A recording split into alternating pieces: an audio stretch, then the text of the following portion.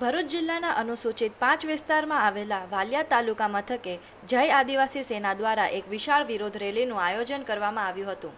સંયુક્ત રાષ્ટ્ર સંઘ દ્વારા જાહેર કરાયેલા 9મી ઓગસ્ટ વિશ્વ આદિવાસી દિવસ નિમિત્તે જય આદિવાસી સેના દ્વારા ગત તારીખ 2 ઓગસ્ટના રવિવારના રોજ વાલિયાના જૂના જનસેવા કેન્દ્રની દિવાલ નજીક એક બેનર લગાવવામાં આવ્યું હતું.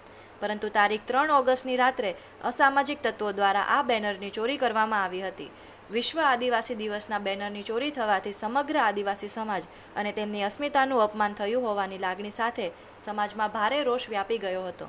આદિવાસી સમાજને બંધારણ તરફથી મળેલા વિશેષ હક અને અધિકારોનું હનન થતાં દોષિતોને તાત્કાલિક ઝડપી પાડી તેમની સામે સખત કાનૂની કાર્યવાહી કરવામાં આવે તથા તેઓ આદિવાસી સમાજ સમક્ષ જાહેરમાં માફી માંગે તેવી સ્પષ્ટ માંગ સાથે આ રેલી યોજવામાં આવી હતી.